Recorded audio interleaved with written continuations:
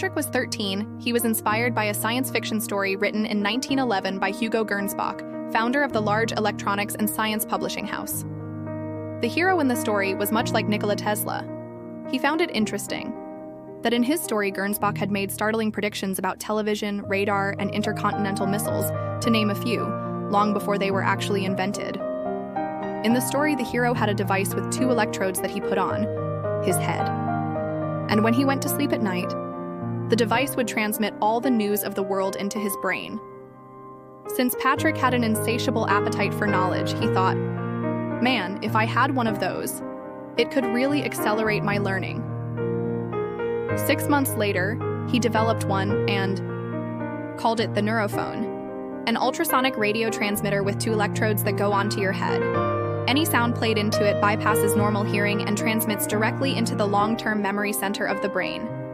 Among other uses, it amplifies thoughts for telepathic projections. The NEUROPHONE made it possible for severely hearing impaired people to hear, so he decided to apply for a patent. In the meantime, he was invited to lecture at the Houston Amateur Radio Club with over 400 people in attendance. Afterward, a reporter for the Houston Post newspaper approached and told him that his granddaughter was profoundly deaf with spinal meningitis. He asked if she might be able to hear with his device. Patrick didn't have the answer, but he invited him to bring his granddaughter to his house, which he did. When the electrodes were on her head, she heard very clearly with it. She became very excited and started bouncing to the rhythms of music. The reporter was so impressed that he wrote an article about it and put it on the Associated Press wire service. The next day, Patrick was on the front page of over 300 major newspapers throughout the United States. As a result, all kinds of offers began pouring in. He received over 1 million letters, and he and his mother did the best they could in handling the correspondence. Pretty overwhelming for a 13-year-old.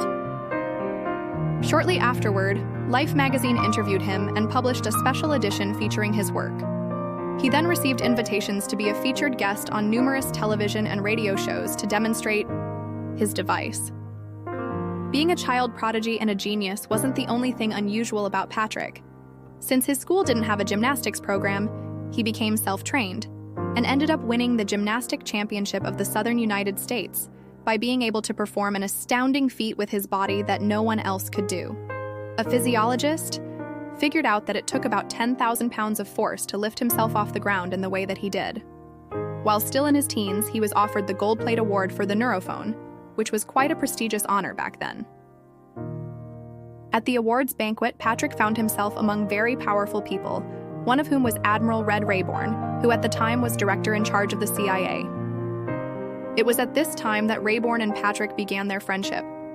Rayborn soon offered Patrick a college scholarship to any university in the world, in addition to a $30,000 per year allowance, with the stipulation that upon graduating, Patrick would come to work for the CIA for 5 years.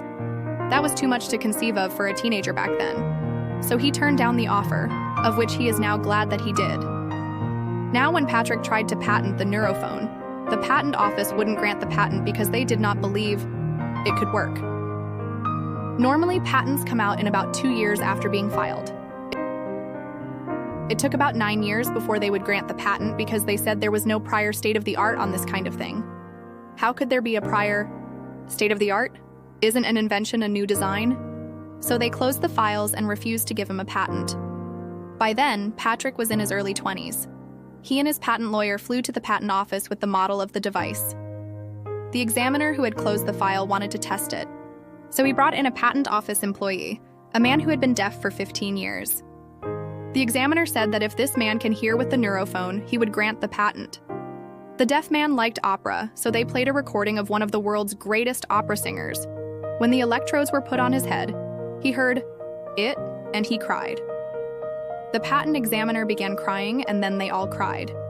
They reopened the files, which has never been done, before or since, in the history of the patent office, and issued his patent for the NEUROPHONE.